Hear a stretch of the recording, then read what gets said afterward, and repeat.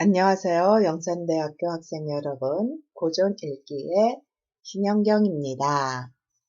지난주 갈리버 여행기에 이어서 오늘은 독후감 쓰는 법, 원고지 쓰는 법을 한번 같이 이해해 보고자 합니다. 여러분 소감문은 그냥 매주 이제 읽은 만큼의 소감문은 간략하게 독후감 형식이, 소감문 형식이 있죠. 근데 이제 기말고사는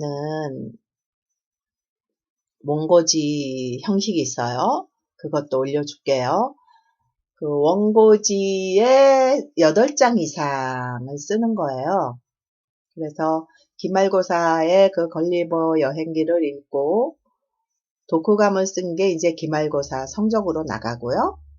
또 지난번에도 얘기했듯이 여러분이 제출한 것을 과에 제가 이제 취합해서 보내줘요. 그러면 여러분은 그것이 이제 대학교 여러분이 졸업할 때 졸업 인증제가 있잖아요. 내가 알기로는 고전 읽기를 10권 이상 독후감을 제출해야 하고요.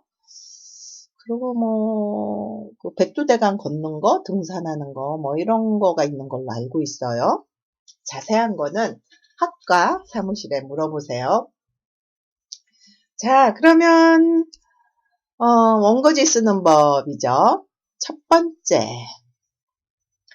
이 글의 종류를 작성할 때 이 사진과 같이 원고지의 첫 줄에 왼쪽부터 쓰는 건 당연한 거죠. 그런데 첫 칸은 띄우고 작성하도록 합니다. 그래서 이게 원고지는 첫 칸을 어떻게 띄우는가, 또 줄을 어떻게 띄우는가, 마침표는 한 칸인가 두 칸인가, 이런 아주 디테일한 것들이 좀 중요해요. 그래서 첫 줄에 이제 독후감 이렇게 쓰고 그 밑에 제목을 쓰는 거죠. 근데 하여튼 첫 칸, 문단의 첫 칸도 마찬가지지만 한 칸을 띄고 시작하는 겁니다. 자, 제목은 이제 한 줄 떼고 가운데로 쓰는 거죠. 그리고 나서 소속 이름은 한 칸을 또 띄고, 여러분은 여러분 소속 학과하고 그리고 학번을 넣어야 되겠죠. 그리고 그 다음 줄에 이제 이름을 넣습니다. 소속의 경우 제목 아랫줄에 작성하고, 제목 아랫줄이긴 하지만 한 칸을 띄어야 되죠. 아니, 한 줄을 띄어야 되죠. 그리고 오른쪽에서 두 칸을 비워놓고, 그리고 이제 쓰는 거예요. 이름도 마찬가지. 그리고 이제 첫 장 제목과 소속 이름 사이에 한 줄 띄우기, 본문 작성 시 이름 아래 한 칸 띄우기, 한 줄을 띄우기죠. 그리고 본문 내용 첫 글자는 우리가 지금 보고 있는 것처럼 왼쪽에서 한 칸 띄어서 작성을 시작하는 겁니다. 숫자 표기 방법이 있죠. 한 칸에 두 글자씩 작성해주면 돼요. 예를 들어 320처럼 호수 개수일 경우 3, 2 한 칸, 0 한 칸, 이런 식으로 한 칸에 두 숫자 그렇게 작성해주면 되죠. 여기 1000 숫자 두 개가 한 칸에 두 개씩 들어가게 되는 거죠. 영어 알파벳은 또 어떻게 될까요? 숫자와 마찬가지입니다. 그래서 알파벳 두 개, 한 개만 남을 때는 하나만 써야 되죠. 자, 여기서 쉼표, 마침표. 그거는 어떻게 될까요? 이런 부호, 수식 부호는, 요렇게. 수식 부호는 한 칸에 한 개씩입니다.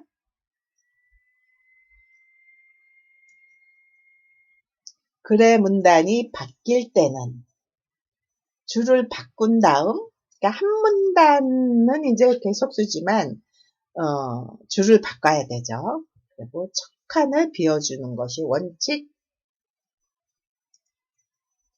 온점 방식, 온점과 반점 방식. 아까도 봤죠? 온점과 반점은 한 칸에 한 개씩 작성합니다. 그리고 그 다음 칸은 비우지 않고 그대로 쓰면 되겠죠.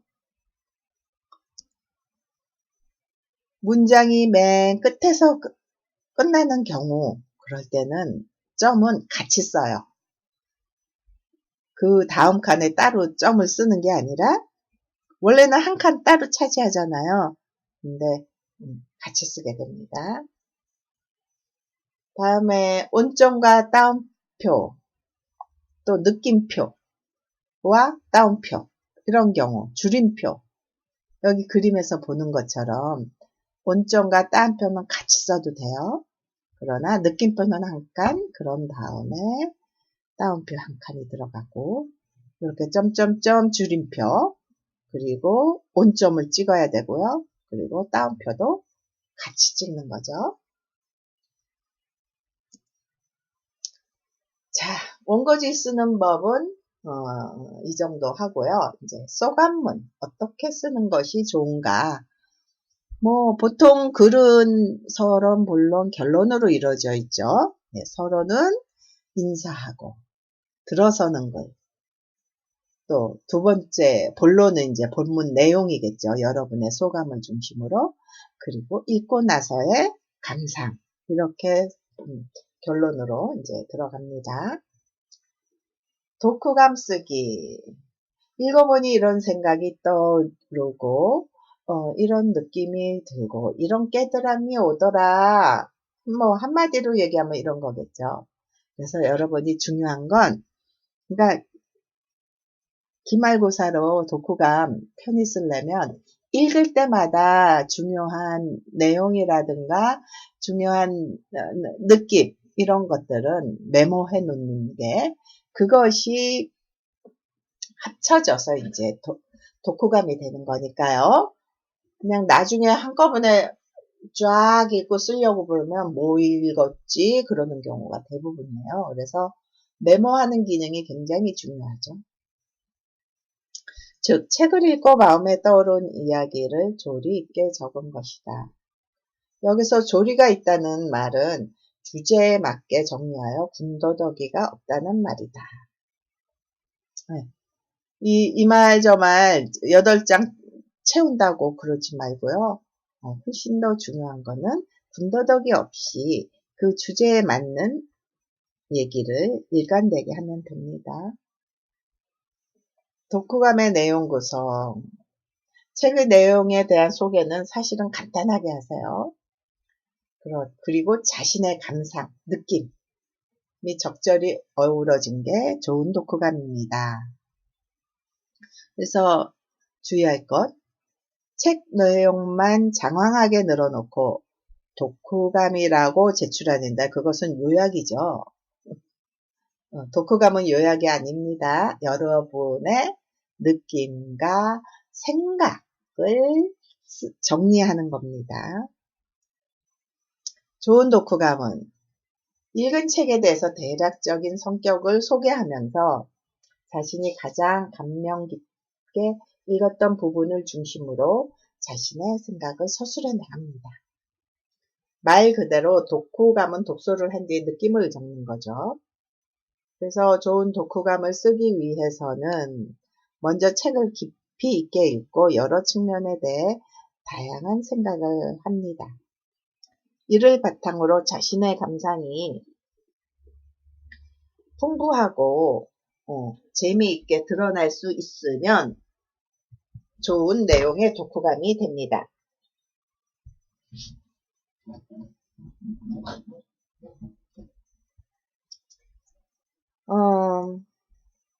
독후감 형식.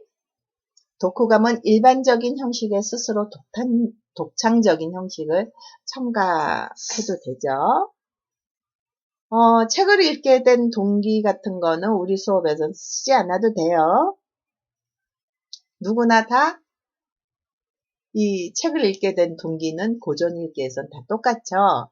수업을 들으면서 읽게 되는 겁니다. 이 말은 쓸 필요가 없죠. 독후감은 수필에 해당하기 때문에 특별히 정해진 형식은 없다고 봅니다.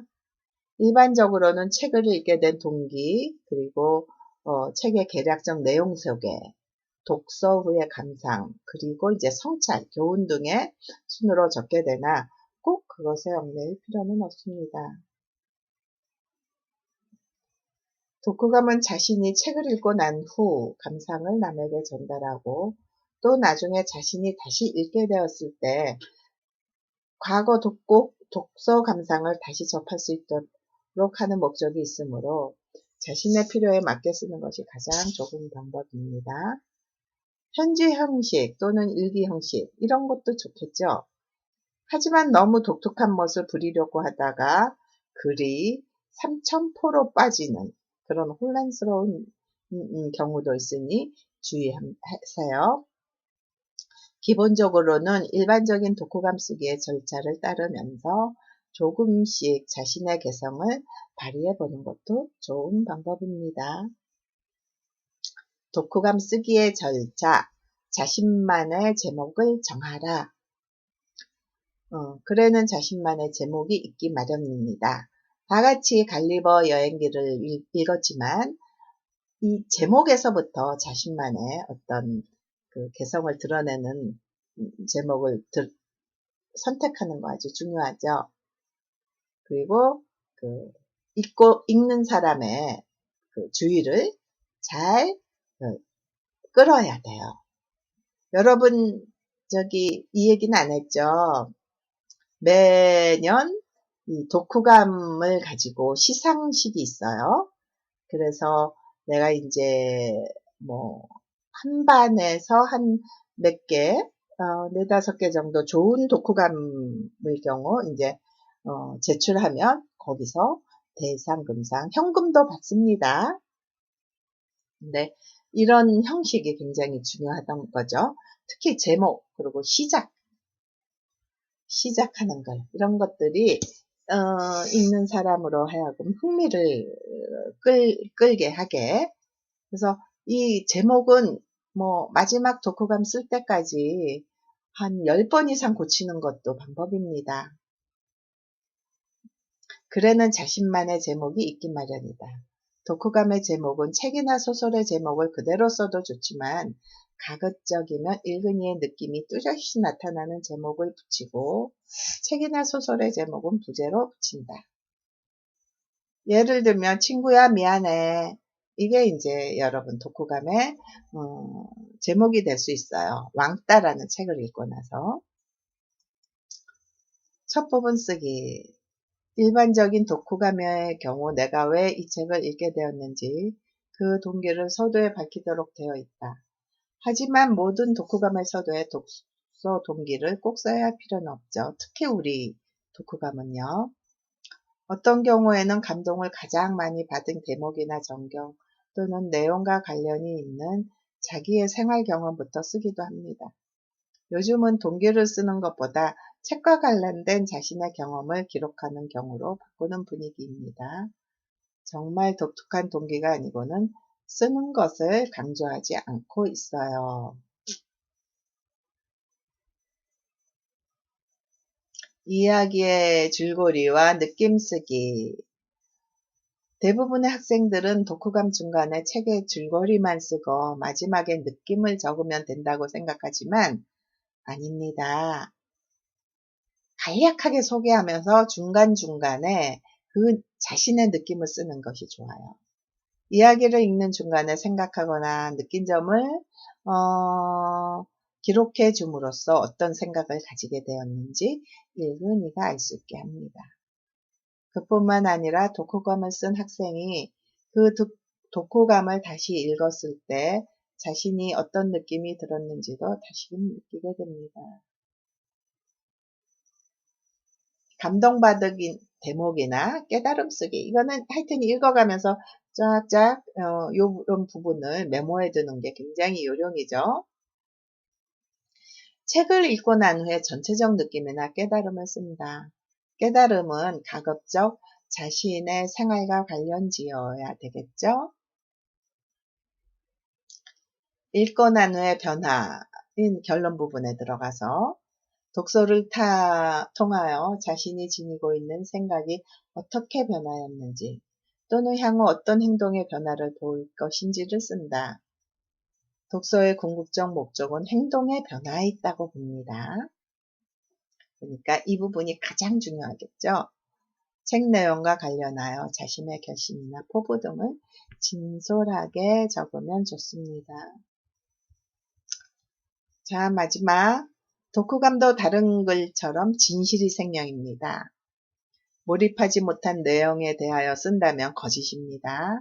억지로 쓰거나 조작해서 쓰지도 말고요. 있는 그대로 써야 합니다. 저자의 이야기를 소재로 자신의 이야기를 쓰는 것입니다. 자, 이제 여러분은 독후감 책을 읽고 독후감을 어떻게 쓰는지 알았죠? 원고지 쓰는 법도 한 번 더 숙지하고요. 네, 오늘은 여기까지 하겠습니다. 건강하게 잘 지내세요. 다음 주에 봐요.